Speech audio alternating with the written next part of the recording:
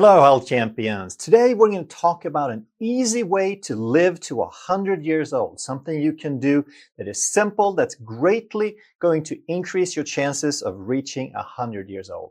And of course, it's not just about reaching 100, it's about being healthy so that you have quality of life along the way. But for this to make sense, we have to briefly talk about the causes of aging so we know what it is that we're trying to slow down. And they include cellular damage and dysfunction, metabolic dysfunction, chronic inflammation, hormonal imbalances, and mitochondrial decline. And the thing we're going to talk about that you can so easily incorporate into your lifestyle is called intermittent fasting, meaning you eat fewer meals and you have longer periods without eating. But then the question we have to answer is, of course, how does fasting help reverse or slow down these destructive mechanisms?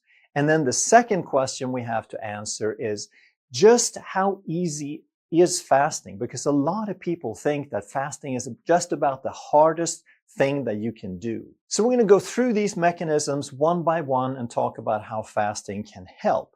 So the first one is cellular damage and dysfunction. And this includes free radicals, oxidative stress, toxins, and regular wear and tear. And the more of this we have, the more likely that we have malfunctioning cells. And we can think of those like little machines that turn rusty. The more we abuse a machine, the more we use it, the more we use it harshly, the sooner it's going to start rusting and not perform as well. And of course, in terms of human cells, if they're getting rusty, if they're malfunctioning, that's going to increase the risk of disease and early or premature aging and degeneration. And the way that fasting can help with this is that fasting increases something called autophagy, which is a word composed of two pieces. Auto and phagy means self-eating. And all it means is that when you're fasting, when you're not adding resources to the body as frequently, then resources become more precious. And the body upregulates its recycling mechanism that includes the cleanup crew and immune system and so forth. So the body starts going out and looking for misfolded proteins and cellular debris that it may not have gone to look for if we kept eating, but if we take a little break, now the body gets better at going out and finding those resources and turning them into something valuable. So we can think of this as recycling and cleaning up. And you can also think about it as thinning out the herd.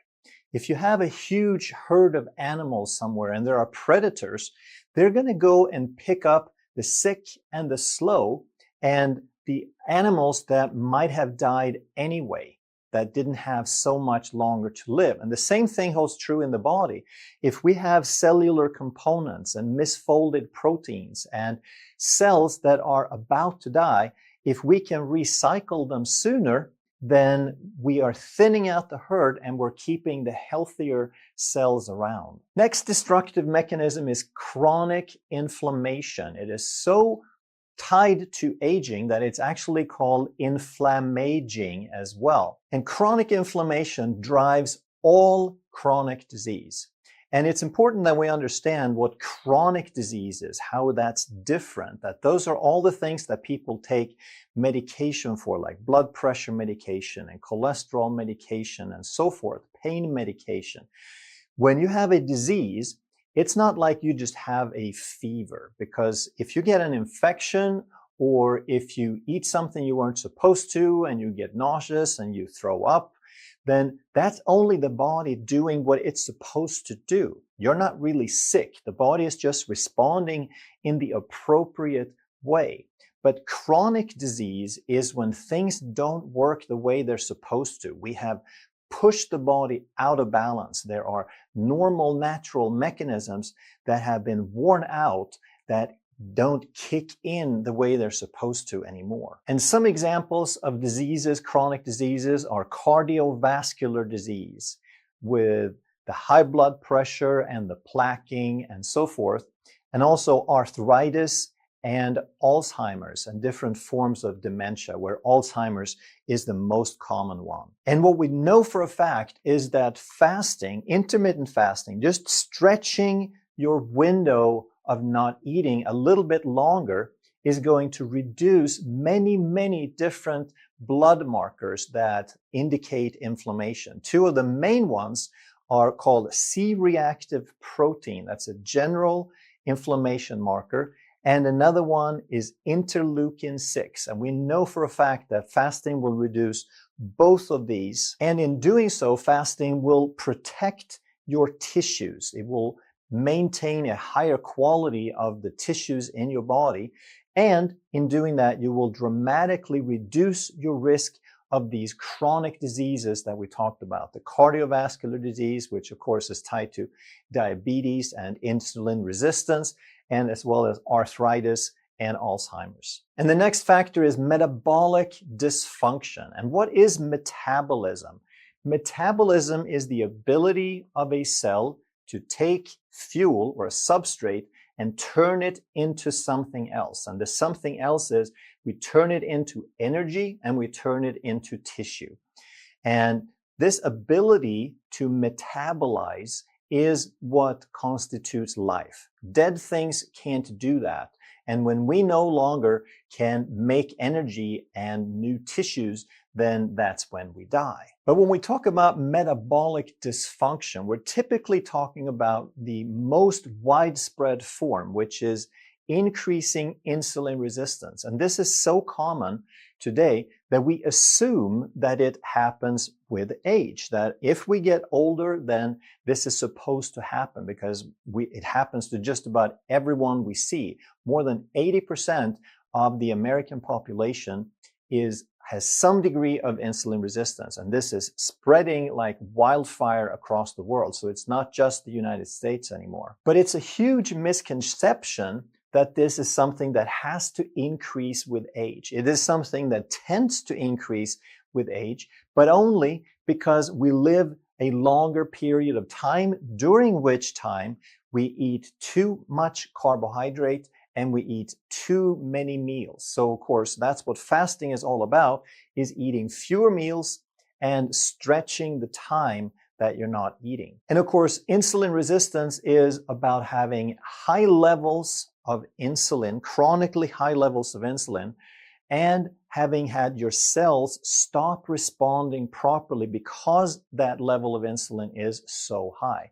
And fasting is perhaps the most powerful way to reduce insulin and insulin resistance. And there's some tremendous benefits that we get from that fasting and from lowering insulin and insulin resistance. And one, of course, is we can increase fat burning because insulin is a fat storing hormone. It blocks fat burning. So when we can lower insulin, now we can start burning fat again. And on the previous slide, we talked about chronic inflammation, which is strongly tied to insulin resistance and metabolic dysfunction. So when we can lower insulin, we also reduce chronic inflammation and cardiovascular disease. And along with that, we also dramatically reduce the risk of high blood pressure and stroke. We can also have hormonal imbalances that shorten lifespan. And when we have too many fat cells and we have too big of a fat cell, then it's going to produce estrogen. And if we have excess fat, then that's going to produce excess estrogen, which of course then becomes a hormonal imbalance. But what a lot of people don't know is that insulin resistance with chronically high levels of insulin is the strongest factor that will unbalance the other hormones. So if we have insulin resistance, then what tends to happen in women is that we convert a lot of this excess estrogen into testosterone, which of course is the male hormone. Now, both men and women have both of these hormones. So we all have some estrogen and some testosterone, but in women, there's supposed to be a dominance of estrogen, and in men, it's supposed to be a dominance of testosterone. But when we're insulin resistant, now we tend to reverse that. We tend to unbalance that natural dominance so that in women, we convert the estrogen into testosterone, and we have women becoming more like men. And the opposite thing happens in men, but through a different pathway. So with insulin resistance, now we start turning the male testosterone into estrogen in men, so men now become feminized. So basically what can happen now is that women start growing a mustache, they start getting more facial hair, and in men, we have the feminizing effect, and we could have men start growing man boobs, for example. Now, it's really the toughest on the grandchildren, because when grandma starts looking like grandpa and vice versa, they can't tell the difference anymore. And this can be really traumatizing for the little ones. And another thing that can happen is that in women, especially with this imbalance, we have something called PCOS, polycystic ovarian syndrome, which can lead to painful periods and infertility and all sorts of unpleasant things. And also in both men and women, we can have decreased libido or sex drive. Now, when we start doing some more intermittent fasting, when we don't eat as often, what's going to happen is the body starts producing more human growth hormone, and it reduces the insulin dramatically. So these are the top two hormonal changes that happen. And in doing that, we start rebalancing, we start improving the regulation of the other sex hormones, because again, the insulin is the primary factor that unbalances those sex hormones. And then the human growth hormone will help improve muscle mass and also improve bone health. And then aging is also accelerated by mitochondrial decline. And we talked about before how metabolism, the ability to produce energy and tissues, is the hallmark of life. And mitochondria is the energy factory of our cells. So they're little inclusions inside your cells where virtually all of your energy is made. And now here's what we're going to understand about making energy. That the very reason that we breathe is that we need oxygen. And the reason we need oxygen is simply and only to make energy. So we have a fuel, we have a fat or a protein or a carbohydrate, and we need to turn that into energy. So we oxidize it, we use oxygen. And the only place where this oxygen is used is inside the mitochondria. So we use the oxygen to turn this fuel into energy.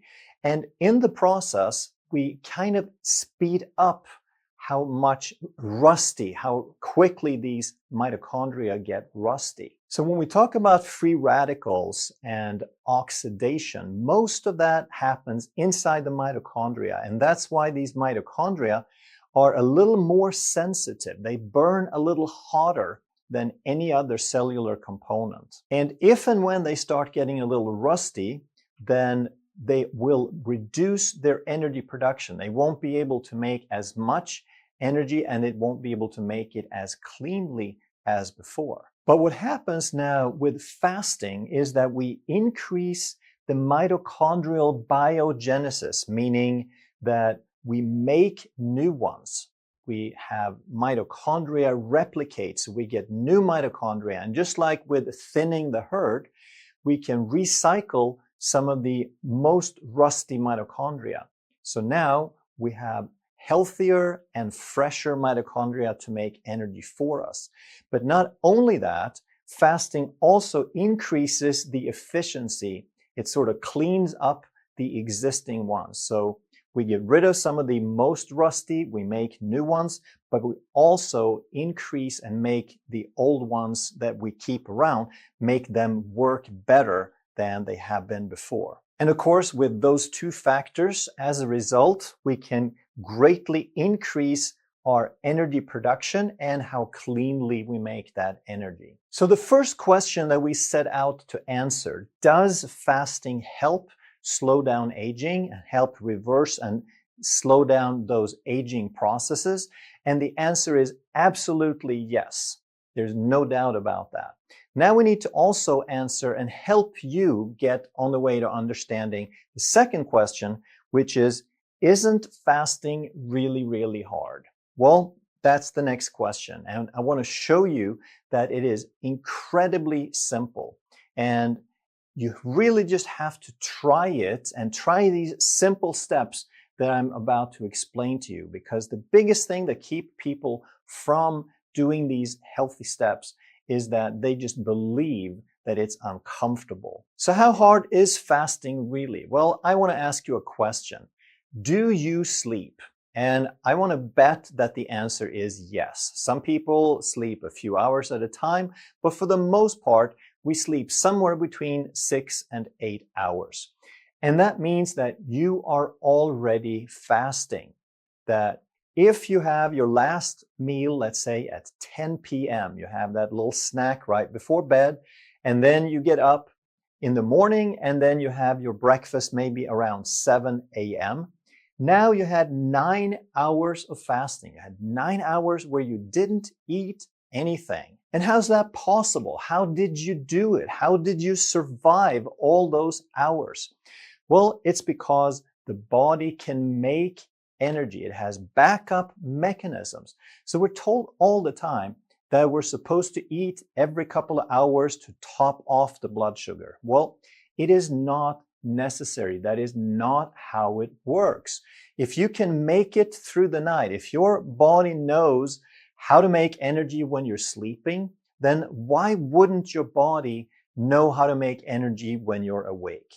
You just have to make sure that you can consume enough food substrate, enough calories, so to speak, for your overall requirements. And you just need to do it in a shorter window because it's so much healthier. So the easiest way to start with this is to delay breakfast a little bit. Most people aren't really hungry when they wake up in the morning. So if you can, if your schedule allows it, then instead of having breakfast first thing, just postpone it a little bit. So first you have it maybe at 8 o'clock, move it 1 hour, then you move it 1 more hour to 9 o'clock, and then to 10 o'clock. And in just doing that, now you are already fasting 12 hours. You are showing yourself that you can go 12 hours without food, and during that time, your body knows perfectly well how to generate energy and blood sugar and ATP to make every cell in your body function. And here's an idea for you. If you don't have the flexibility of just eating later, then if you need to go to work, what you can do is you make a smoothie. Make yourself a rich, nutritious smoothie, and you take it with you. And then at first, you can start eating it maybe at 8 o'clock, and then you push it a little bit, and then you have your smoothie at 9 and at 10 and so forth. So you don't actually have to be at home. You can still delay that first meal. And then of course, if you can compress your feeding window by pushing the breakfast later, you can do it at the other end as well, which means don't eat so late. There's absolutely no reason to have something to eat right before you go to bed. So instead of eating at 10 o'clock, then why don't you set a limit where you don't eat anything after 9? And when you know that you can do that, then you can do it at 8 p.m. and at 7 p.m. as well. And now what's happening is if you had your breakfast at 10, like we talked about on the previous slide, now you have your last meal at 7 and you have a 15-hour fasting window. This is what we call a 15-9. You eat all your meals during a 9-hour period of time. So you have 15 hours without any food. And for the vast majority of people, 90+% of people, this is so easy. You just have to try it and show yourself just how easy it is.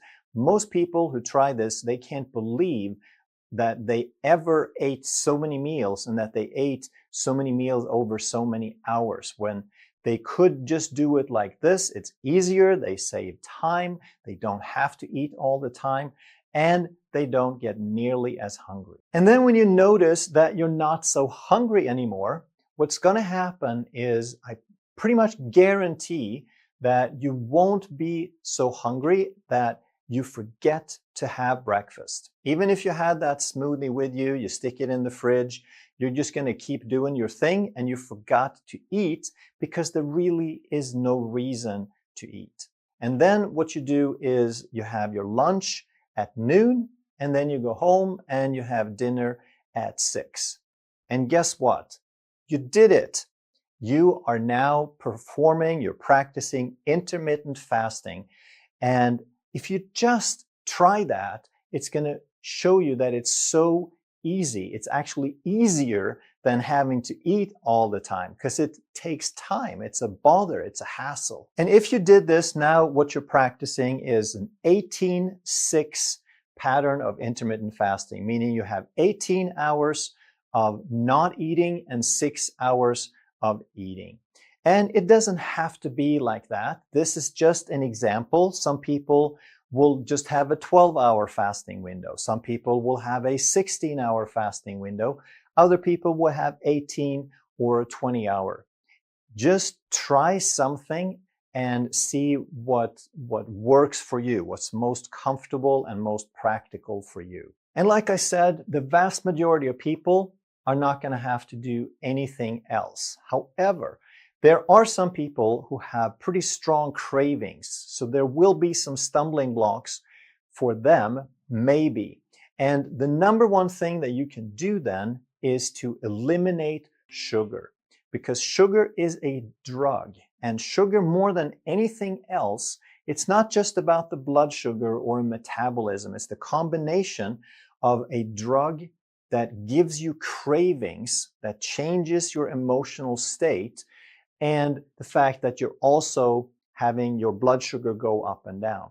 So if you eliminate the sugar, then the cravings will go away for most people. And then it's also very important that you eat real food, that you eat quality food. And in terms of macros, it's not all that complicated, but you want to eat moderate to high fat. Compared to the regular guidelines, it's probably going to be a higher level of fat. So if they recommend 30% of your calories from fat, don't be afraid to let that get up to 50 or 60 or even 70% fat, as long as it's a high quality fat. And then you want to eat moderate protein, and don't overcomplicate that. Just eat a little bit of meat, chicken, fish with some meal during the day, and you'll be taken care of there. And the biggest difference for most people is going to be that you want to go moderate to low carb. Now, some people might want to go very low carb all the way to keto.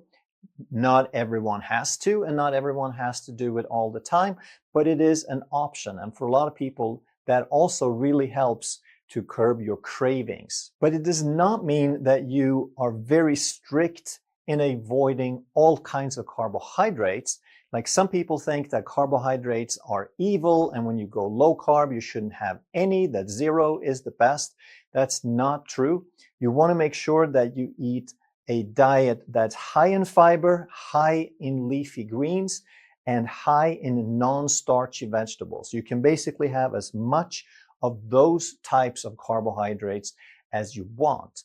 What you don't want is to follow the mainstream guidelines in terms of how much carbohydrate. Like they'll typically recommend that you eat 60 to 65% of your calories from carbohydrate. And that's not a great idea. Even if you eat whole food, that's going to be too much carbohydrate. It's going to be too much starch for most people, because most people are already insulin resistant. It doesn't mean that you can never have some brown rice or potatoes or some beans, especially if you are relatively healthy metabolically. But You don't want to eat as much carbohydrate as the guidelines because most people are insulin resistant. And if you eat according to the guidelines, you'll probably start moving toward insulin resistant. And of course, one of the biggest steps that you can take toward health is to reduce or eliminate how much processed and packaged foods and fast food you eat. So doing all the things on this list is not absolutely necessary for most people to practice intermittent fasting, but it's going to be a huge help. It's going to make it easier. And of course, the better quality food you eat, the more you're also contributing. It's another building block toward your overall health. If you enjoyed this video, you're going to love that one. And if you truly want to master health by understanding how the body really works, make sure you subscribe, hit that bell, and turn on all the notifications so you never miss a life-saving video.